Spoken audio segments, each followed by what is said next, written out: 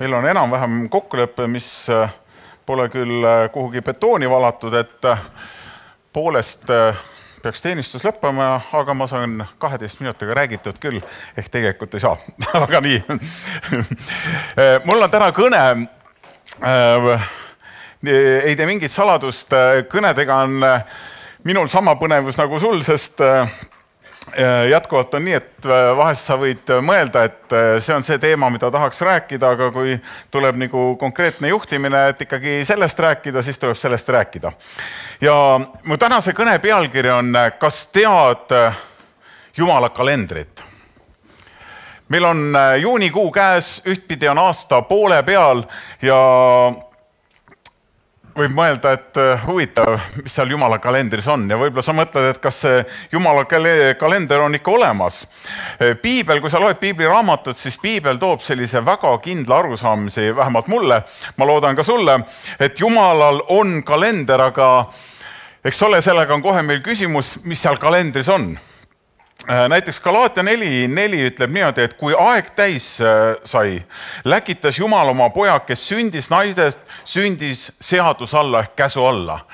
See lihtne salm räägib Jumala pikast kalendrist, mis on ammu Jumala poolt oli määratud see sündmus ja kui aeg sai täis, siis Jeesus sündis siia maailma. See oli Jumala kalendris ja kui sa loed Jeesuse sünnilugu, seal oli erinevad valitsused tõusid, erinevad asjad, mis justkui oleks tahtnud seda ära rikkuda, aga mitte midagi ei suutnud selle vastu, sest kui on teatud asjad Jumala kalendris, kui see on kirjas, siis see sünnib.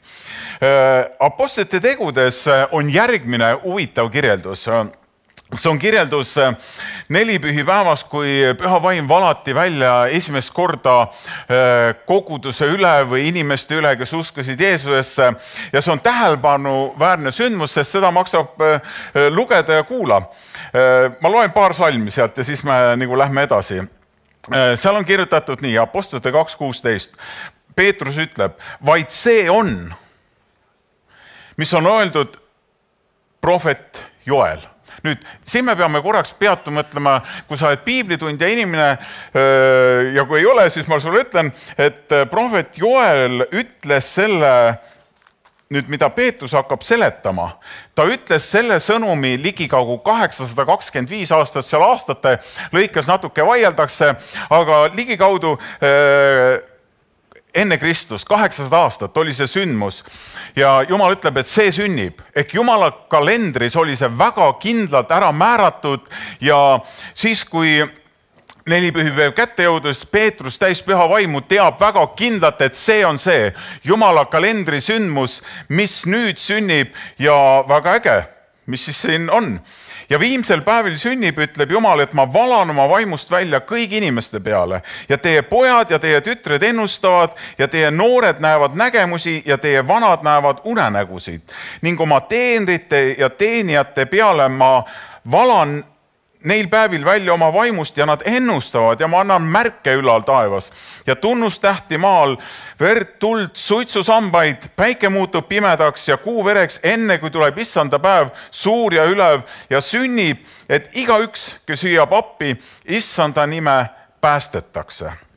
See on selline lühikirjeldus sellest sündmusest, mis Jumala kalendris oli väga kindlalt määratud ja polnud väge, mis saaks seda takistada.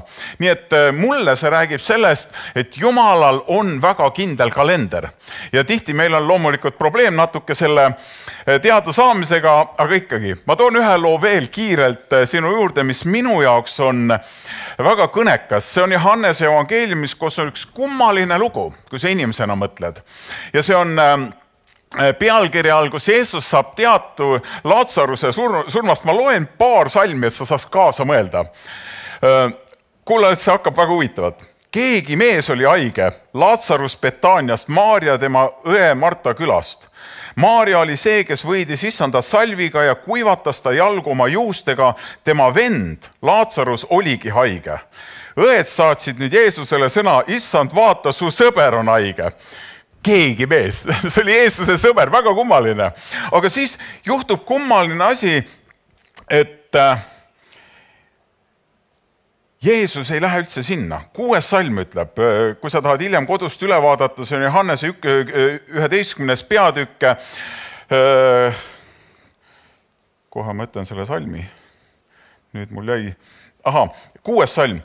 Kui ta nüüd kuulis, ehk Jeesus, et Laatsarus on haige, jäi ta veel 2 päevaks sinna, kus ta oli.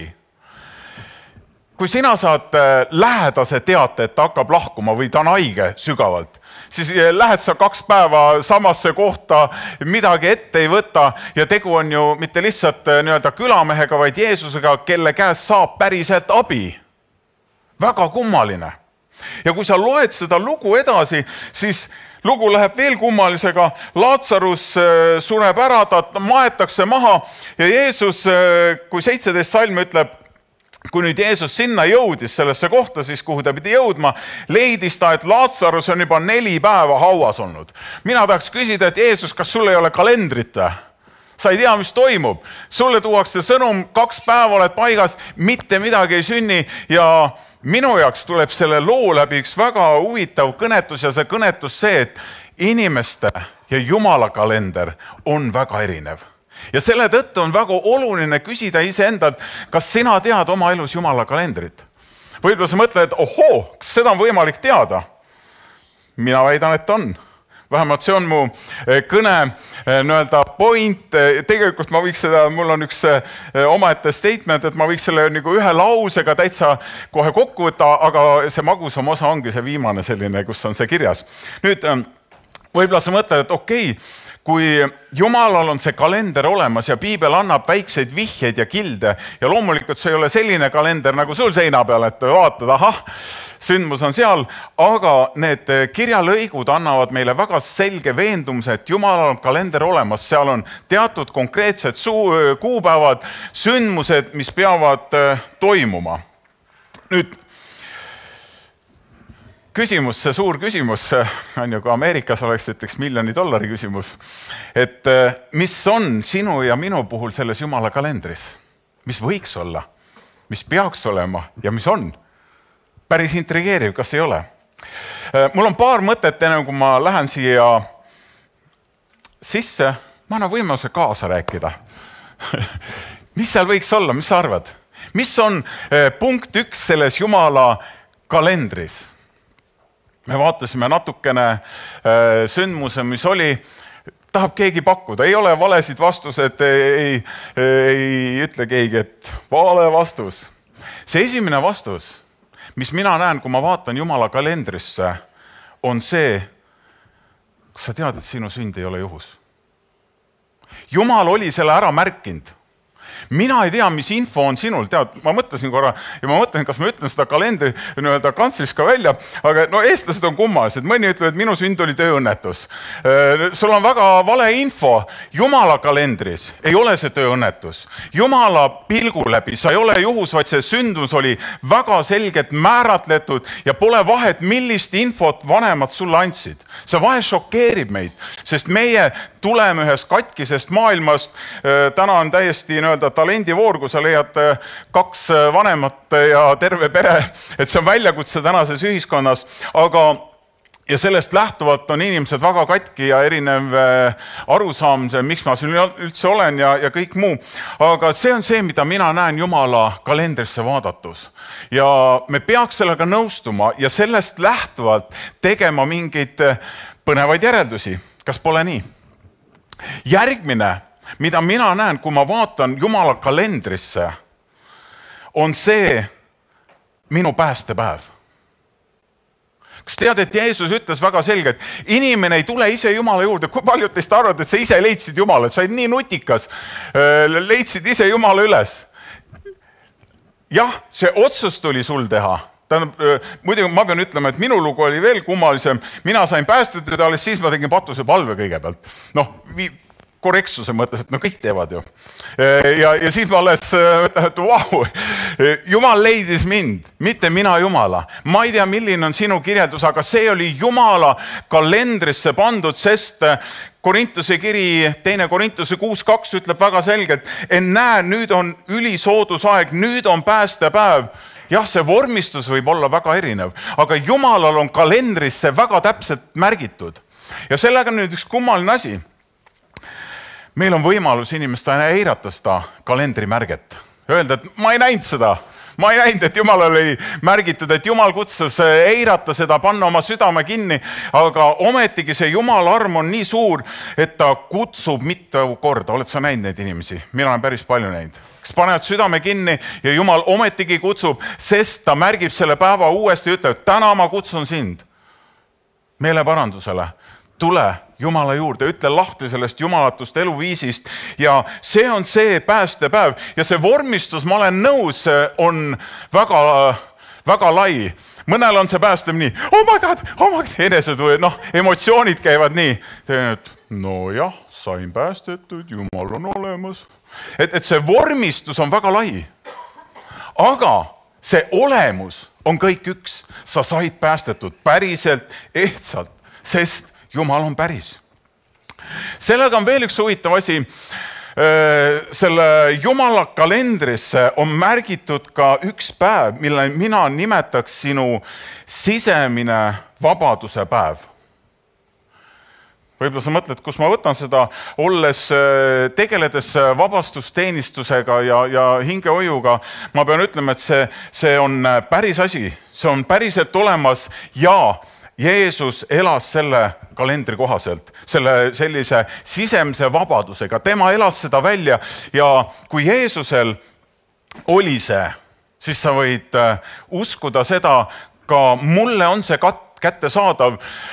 Võib-olla küsimus on, kui sa veel ei ole kätte saanud, siis on lihtsalt küsimus ajastatuses. Jumala kalender võib olla teine, aga sa võid kindel olla selles, et kui sa mõtled Jumala kalendrile, nii nagu oma kalendrit, ma ei tea, kas sul on kalender täis kritseldatud või mitte, on sul see külmkapi küljes või kuskil mujal.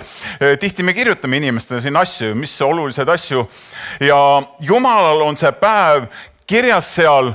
Küsimus on võib-olla väikses ajanihkes ja sinu kindlas ka soovis seda kätte saada, aga see on olemas. Ja palju ka isiklikku, sellist personaalset infot, mida ei avalikustata teistele. See on sellises Jumala kalendris olemas, aga mitte ainult. Nüüd, Piiblis on üks huvitav lugu, mida ma veel sinuga jagan. See on Luuka 2. evangeeliumis ja seal on kirjutatud nii, kust me näeme välja selle loo läbi Jumala plaani jälle või selle Jumala kalendri olemust. Vaata, Jeruusalemmas oli mees Simeon nimi. See mees oli õiglane ja vaga ning ootas Iisraeli lohutust ja püha vaim oli tema peal. Püha vaim oli talle ette ennustanud ehk öelnud, et ta ei sure enne, kui ta ei näinud issanda Messiat. Ta tuli vaimusunnil pühakotta, kui vanemad tõid sinna Jeesuse, et toimida temaga seaduse sätte järgi, siis ta võttis tema sülle, ülistas Jumalat ja ütles, issand, nüüd sa lased oma sulasel lahkuda rahus oma ütlust mööda, sest mu silmad on näinud sinu päästet, mille sa oled valmistanud kõigi rahvaste silmes, valgust, mis on ilmutuseks paganaile ja kirkust sinu rahvale Iisraelile. Aga nüüd kuulas ta järgmist salmi. Jeesuse isa ja ema panid seda imeks, mida tema kohta räägiti. Esimene point on see, et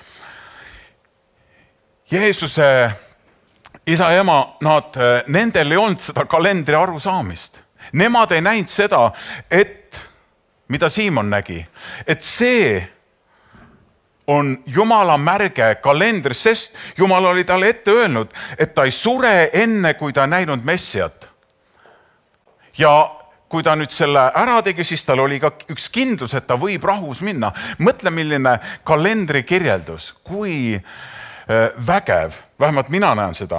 Aga siin on Jumala kalendrist väga palju öeldud. Esiteks on see, et Jumal kasutab alati inimesi. Ei tulnud ingel. Jumal oleks võinud ju ingli saata, tal on leegion ingeid. Saata ja viia see sõnum vanematena öelda, et see asi peab olema nii, aga ei olnud. Järgmine asi on see, et Jumal ütleb asju ette. Siin on öeldud ennustatud. Jumal ütleb oma plaan ette ja tegelikult, kui sa elad päris kristlikku elu, päriselt koos Jumalaga, siis on asju, mida Jumal ütleb sulle ette. Ma ei palu kellelgi kätt tõsta, aga mulle ikkagi, ma võin väita, et olulisemaid asju Jumal ütleb ette. Sest temal on see kalendris olemas ja ta tahab, et mina ka teaks seda. Järgmine, mida mina seda lugu vaatan, on see, et Siimon ei jäänud sellise lihtsalt selle kalendri raamis, selle sündmuse raamis mõnulema või udutama, vaid ta teadis, et oli üks täpne tegevus, et see sündmus läheks nii, nagu Jumal oli seda määranud. Ta õnnistas, ta ütles teatud sõnad ja see on Jumala plaaniga igati kooskõlad Jumala kalendriga. Seal oli see märge tehtud ja ma usun, et siin on üht-teist meile õppida, et kas meie elame nii, et sa oled Jumala kalendrist teadlik. Nüüd tulen lühidalt ja kiirelt sisu juurde. Enamust meist on ju kalender, kui sa mõtled enda kalendrile, see on täis erinevaid sündmusi ja vähe on nii, kes elavad kalendrivabalt. Kui sa oled inimene, kes elad kalendrivabalt, anna käega märku. Sest reeglina ei ole nii, sest me elame inimestena ju aktiivset elu ja see on osa elust. Sest tühi kalender on ka ju pilt sellest, et su elu ei ole just üleliia mõttekas, et sealt on nagu midagi puudu ja kalendris on ka sellised kuupäevad, mida ju tähistada. Ja mul on tunne, et me alahindame nende väärtust. Teatud kalendrisündmuste väärtust, mis on kirjas, näiteks kas oma sünnipäev. Ma loodan, et sa ei ole see, kes unustab oma pulma aastapäeva ära, kui sa oled abielus. Aga seal kalendris võiks olla veel palju põnevat, näiteks Jumala teod.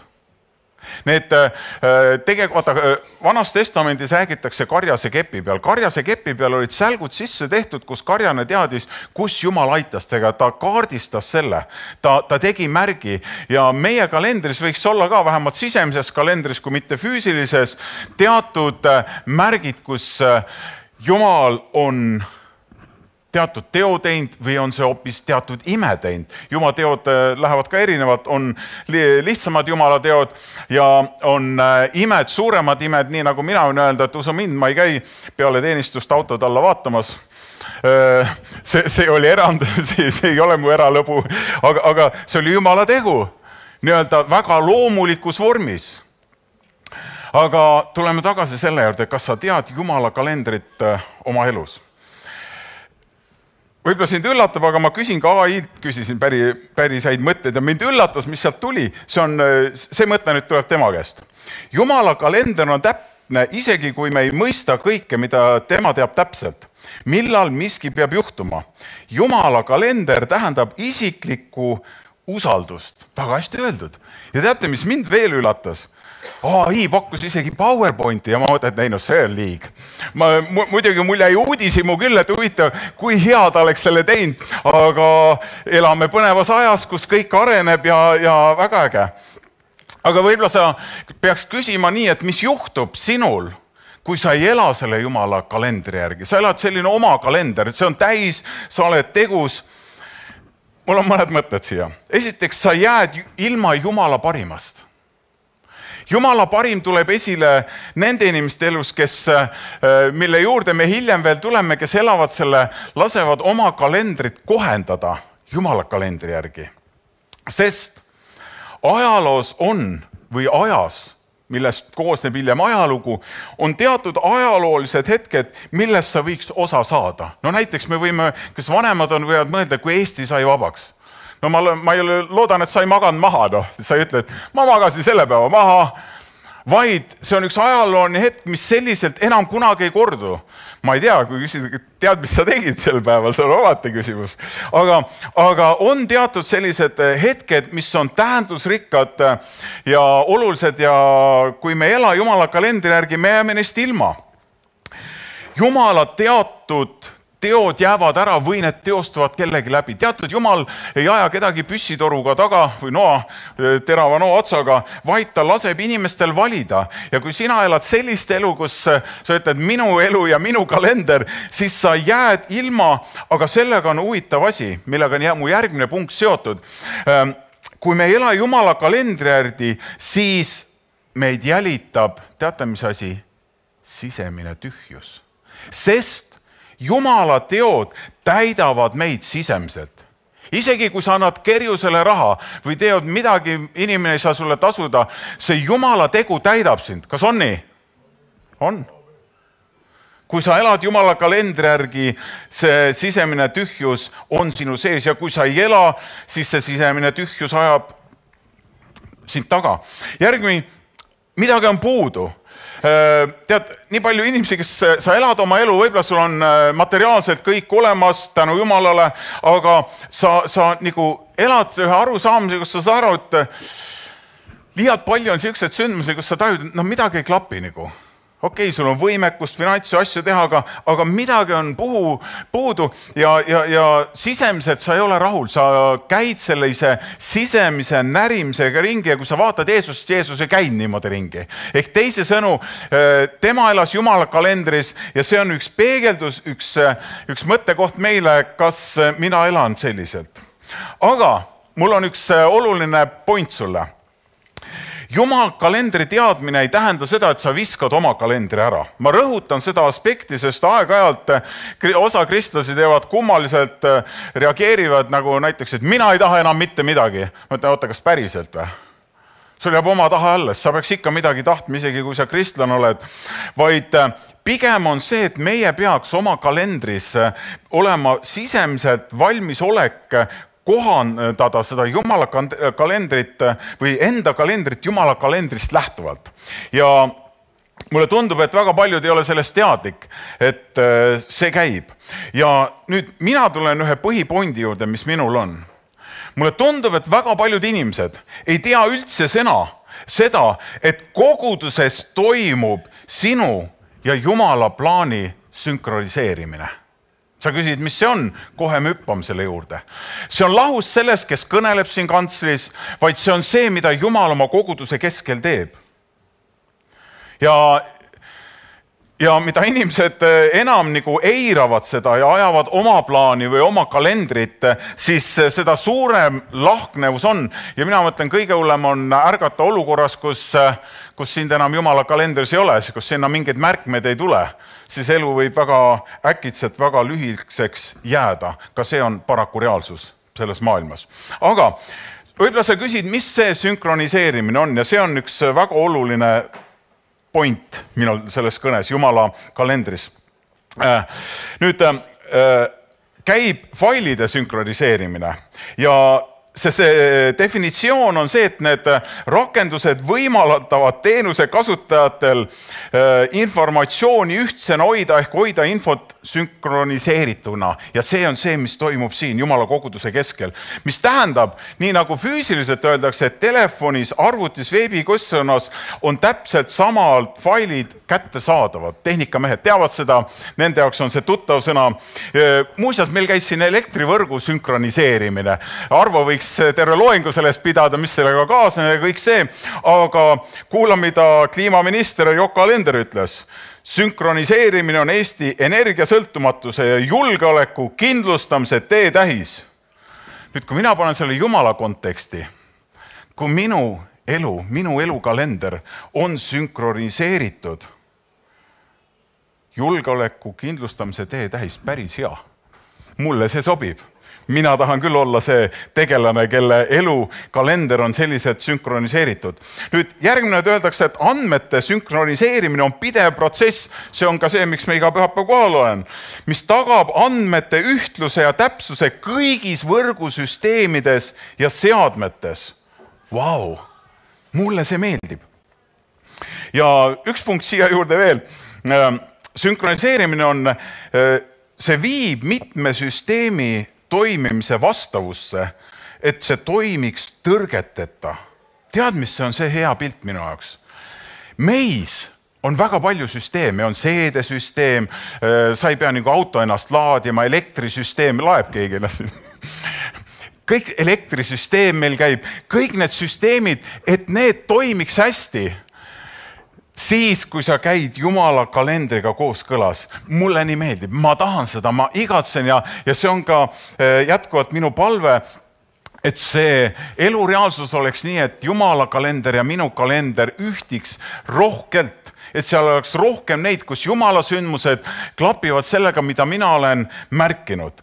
Ja seda loetelu võiks jätkata, mul on üks pilt, mul on paar mõtet veel ja siis on, aga üks pilt, mida ma selle sünkroonimisest jagaks on, see on nagu muidugi võiks pangaröövlitest rääkida, aga millegipärast see on pilt sukeldumisest, kus kellad pannakse sünkrooni, et sündmused juhtuks ühel ajal. Aga nüüd kujuta ette, mis juhtub siis, kui sündmused ei juhtu ühel ajal, ka Jumala kalendri kontekstis. Siis me kogeme mingid jukerdused on me elus, mingid jamad, me ütleme, seda ma küll ei tahtnud, miks see minuga juhtub. Need on kõik märgid. Ja ma mõtlesin, mitte ilma asjata ei ole pühapäeva kalendris punase värviga, vähemalt minu kalendris, sest see on oluline, et olles koguduse keskel toimuks minu elus. Ma ütlen minu elus, sest mul on ainult üks elu, et minu elus toimuks see sünkroniseerimine minu ja Jumala kalendri vahel, et sündmuks see, et juhtuks õigeaegselt.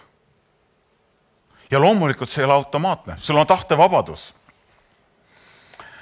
Aga kui sa teed seda, siis sa võid kogeda seda, et sinu elul on palju suurem tähendus, kui sa ise arvad, sest sa elad seda Jumala kalendri kohaselt ja vähemalt mina olen oma koha pealt märganud seda, et mu elul on palju sügavam tähendus ja seal on ohtrat põnevust. Kui inimene ütleb, et ma elan usuelu kristlasena ja mul ei ole põnevust, siis sa oled, midagi on nagu puudu sealt, sest Jumalas on nii palju põnevust, nii palju loovust ja kui meie kalendrid kattuvad, siis me saame sellest kõigest osa. Nii et see on taas lihtne küsimus sulle, kus oled sina selles Jumala kalendri koha peal, kas sul on vaja mingeid muutusi teha või oled sa selle koha peal, kus sa vaatad oma elu, et päris hea, Jumal, sinu ja minu sündmused kattuvad väga hästi, mulle meeldib see, tõuseme palveks.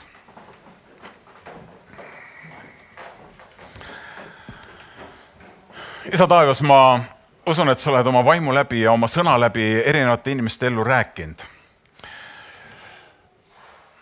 On teatud sinu sündmused meie elus, mis on ära märgitud ja ma palun, et sinu vaim kõnetaks ise isiklikult, kus keegi on. Ma palun ka seda armu, et me jätkuvalt võiks olla inimesed, kes vaatavad oma elu selliselt, et Jumal, olgu minu elu kalendris rohkelt neid hetki, kus on märgitud selliselt, et Jumal, sinu ja minu sündmused kattuvad. Ja mul on lihtsalt eesõigus kaasas olla selle kõigega. See on puhas privileeg. Näha seda, mida Jumal sinu elu läbi teeb. Mõtle korraks. Sul pole õrna aimugi, ma võiks öelda, kui sa täielikult pühendud Kristusele. Millised aulised kalendrisündmused võivad esile tulla.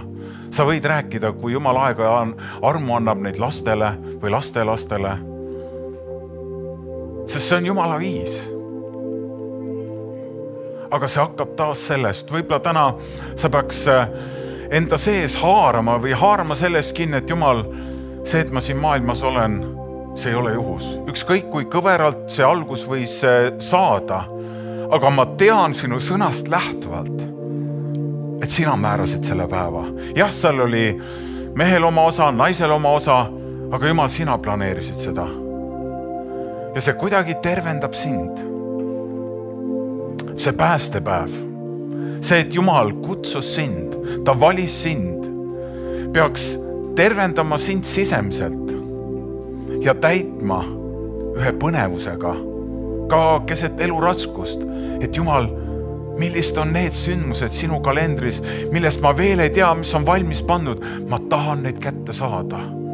Ja seal on see koht ja osa isiklikul osadusel palvel Jumalaga. Ja ma ei tea inimest või ma ei tea väga palju inimesi, kes võiks öelda, et Jumal ei ole mind üllatanud oma suuruse, oma headusega, oma heldusega. Püha vaim, vormista sina neid Jumala kalendreid, ilmuta neid inimestele, seal on palju isiklikku, mida kellegiga võib-olla ei saagi jagada, ainult see teadlik, et see on Jumala kalendris olemas, see on julgustus selles usuteekonnas, selles maailmas. Lihtsalt võta neid väga isiklikult. Tänu sulle, issand. Amen.